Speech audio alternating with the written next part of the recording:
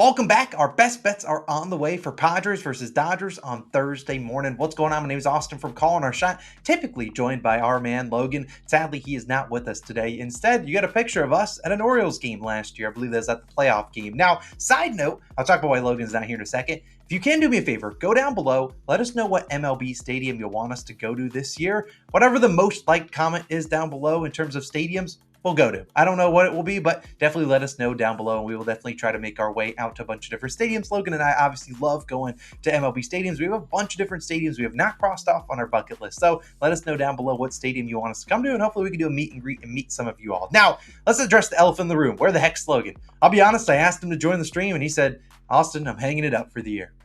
One game in, the brother's already done. All joking aside, he actually had to work today, and typically we do record the MLB Best Bets videos early in the morning, and he was unable. Obviously, the game was going on at 6 a.m., so we didn't really want to record without knowing the outcome of our pick. But either way, he will be back, obviously, starting Thursday. Full slate of MLB action. He'll be there every single day, or at least as many days as he can stomach it. Now, let's talk about the game, though. Obviously, we went 0-1. We had Padres plus 1.5. Looked super good. I mean, going into the 8th inning, we were looking pretty good. I think if you were to take the live bet, it was about -1, like 380 or something like that. However, some catastrophic things happened in the 8th inning. They brought in Johnny Brito, who Logan and I absolutely despise. He stinks. But not only that, they gave up a lot of runs, and one of the runs was really, really catastrophic. A ball went right through Jake Cronenworth's glove. If you saw it on Twitter, you know. I'm not pulling up a clip of it because it hurts me to the soul, but obviously that was with one out, and if he got that ball and the ball didn't literally break his glove, who knows how the game would have ended out. It's just how the MLB works. Sometimes the ball is going to bounce your way or bounce through gloves. I mean, what the heck is that? And sometimes it won't bounce your way, and that is just the nature of MLB. It's kind of why we love to bet the game. Anything can happen on any given day. But either way, we're going to dive into our favorite pick today. We got one pick, and I'll talk about a hitter that I really do like, but only going to have one pick tracked towards our record. Like I said, we will not have another MLB video until next Thursday. So we got a week off. Hopefully we can get back our money that we lost yesterday on the Padres, and hopefully we can deliver a 1-1 start to the season. Obviously, no one likes starting the year 0-1. We have plenty more picks coming this season, so I'm not too worried about an 0-1 start on a pick that we really feel like should have hit. But let's talk about the pick that I'm going to take for Thursday. Another 6 a.m. start. Padres Dodgers taking the over 4.5 runs in the first 5 innings, -115. On Bet365. Now, I don't see this line changing, if I'm being honest. It's going to be between -115 to maybe -130, depending on your book. Obviously, best odds are on Bet365. And I was close to doing a hit parlay for this pick. We're only going to have one in this one. And you guys know I don't do a lot of game picks, but Logan and I collaborated on this one. And we really like the over in the first 5 innings. Now, I don't mind the full game over. Just prefer to target just that first 5 innings. And for you, on some books, maybe like FanDuel, they don't list it as first 5. They will list it as first half. That is the same thing for baseball. I don't know why FanDuel wants to be different, but first 5, first half, same exact thing. We're taking the over 4.5 in the first 5. Let's talk about why I like this one, and we'll talk about yesterday on Wednesday. These teams, they didn't do too great. They combined for 4 for 19 with runners in scoring position, straining 18 people. A lot of that was the Dodgers. I think they went 2 for 14 by themselves, straining like 13 guys. They obviously didn't really start cooking until the 8th inning, and they really needed that. Cronenworth, just disaster. I don't know what the heck happened there. But obviously, we're expecting some better regression here in the second game. Obviously, first game, you're going to have a little bit of rest. Hopefully, those guys knocked off some of that rust, and they're back, and hopefully they're in a groove here. And let's talk about who we don't want to knock off rust. That's Joe Musgrove. We hopefully comes into here struggling. Musgrove has had 3 starts so far in spring training. Obviously, he'll start for the Padres. In those starts, his first one was not great. Did not record a single out, 2 hits, 4 earned runs, walked some guys. Next start, 1 2/3, 3 hits, 4 earned runs. Then his last start on about March 13th, about a week ago, 4 1/3, 2 hits, 1 earned run. Obviously pitched a lot better in that one, but that was also against the Oakland Athletics. I mean, what type of quality, bats are going out there from the A's, whereas you're going to face the Dodgers, arguably one of the best lineups 1 through 9 that the MLB has to offer.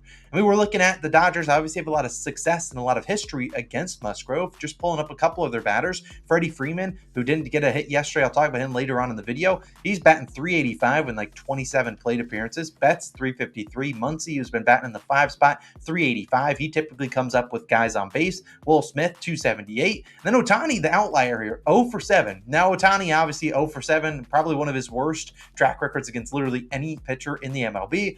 Could one say he's due? Potentially. But also, you look at it, only one of those outs was a strikeout, which we love to see. He put the ball in play, just hasn't had any luck. And I wasn't able to find, the expected batting average on his, 6 balls that he hit in play. But we know Otani, the man can scorch it off the bat. We saw him hit a 119-mile-per-hour foul ball. We know how capable he is. And honestly, yesterday reminded me how fast he is. I mean, man, Otani gets a lot of love for his power and obviously his arm, which he won't be pitching this year. But the man zooms. And what I do like for this first 5 over is that the Dodgers were an aggressive team on the base paths. I mean, Mookie Betts would have had a steal if it weren't for a umpire's interference. Otani's fast as heck too. Even Muncy was able to get a steal with a pass on balls. I believe the ball bounced behind the catcher, but he still took advantage of that. And they were aggressive on the base paths, which you love to see. We want to see teams aggressive. Sure, it could bite you in the butt, but hey, if we're going to be down to 1 run and maybe we're on the top of the 5th, we rather than try to steal instead of trying to start a hit parade. But we've seen in Musgrove's last year, he kind of struggled to start the year. First 5 starts, he allowed 3, 7, 1, 4, and 4 runs. Look, if we can get anything close to 3 or 4, I'll take that any day of the week. He was coming in banged up last year, but I'm still not confident that he's going to be 100% here, especially, only 3 spring training starts under his belt.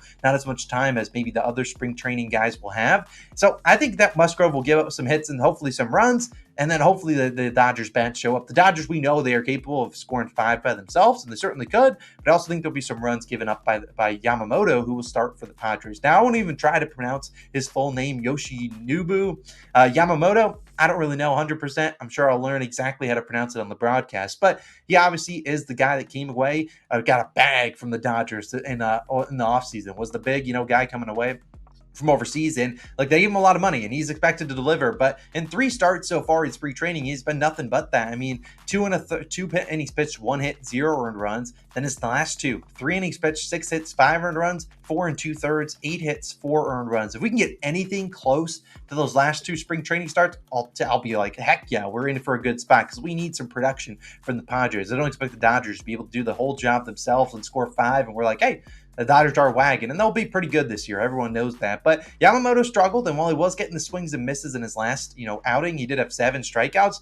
What made it seem is like, hey, if he's not getting the strikeouts, he's going to struggle to get those outs. And the Padres are a team, while, yes, they sucked yesterday. Technically, I'm recording this, and technically it was today, this morning, but you know what I mean. They sucked. They went 4 for 30 as a team, but they did only have 6 strikeouts. Plus, if you're looking for a silver lining, they were able to put the ball in play, just the balls didn't drop. And we saw their 2, 3, 4, and 5 hitters, arguably the guys who need to produce, those guys didn't record a single hit. Every one of them was over. A couple of them had walks. That's just not going to cut it. Now, obviously, we love to see 4 walks. They had a good batter discipline, didn't strike out a ton, putting the ball in play. It's kind of what you need. We don't want them swinging for the fences, although if we're in the bottom of the 5th and we need 1 more run and there's no one on base, 2 outs, you can swing for the fence. I'll give you that the green light there. But look, I think at the end of the day, we're going to see the Padres play a little bit better. Fernando Tatis probably not going over again. Same for Manny Machado, Hye-Seong Kim. I think those guys would play a little bit better. Also, the ball just didn't bounce their way. Like I said, that Cronenworth one was garbage, but the Padres also had 5 hit balls with an expected batting average of 350 or better. So I think at the end of the day, we're going to see some more runs and opportunities here for the Dodgers and for the Padres. I think they each could put up some couple runs. That's why I like the over 4.5 in the first 5. Don't mind the full game over, but I do think that we'll see some runs scored early in this game. So wake up early, 6 a.m., sweat out hopefully some early and quick runs, then you can go back to bed if you really want to. But yesterday, worth noting, no home runs either. So look, if the MLB wants to have a fun game, put out the juice balls. It's the Soul Series. You want to have some fun. The fans will love a home run. Put the juice balls out there for us. So give us the over 4.5 in the first 5 as our only pick for that game. Now, if I did, like I said, I would talk about one hitter. It is a guy that I really like, Freddie Freeman. If I'm being honest, I was going between the over in the first 5 or taking a hit parlay or something with Freddie Freeman. I really like his opportunity on Thursday morning. Look, yesterday he had a hard hit ball of an 810 expected batting average. That's tough. It didn't fall. Then you saw Otani get doubled off first. And then you also saw him get walked twice. He got hit by a pitch. A lot of things went wrong for him. And Freeman's going to be an ally to us, hopefully, this season. He's going to be involved in a lot of our hit parlays because typically he's been really consistent. Obviously, yesterday he went 0 for. Typically, you saw us back him when he went 0 for because there's very rarely you saw him go 0 for 3, 0 for 4 in back-to-back days. So I really like Freddie Freeman. If you want to look for a hitter, I think Freddie Freeman's the guy I would target. Also, really good history against Joe Musgrove. But as for our picks for this game, the second game of the season, the over 4.5 in the first 5 is our favorite pick.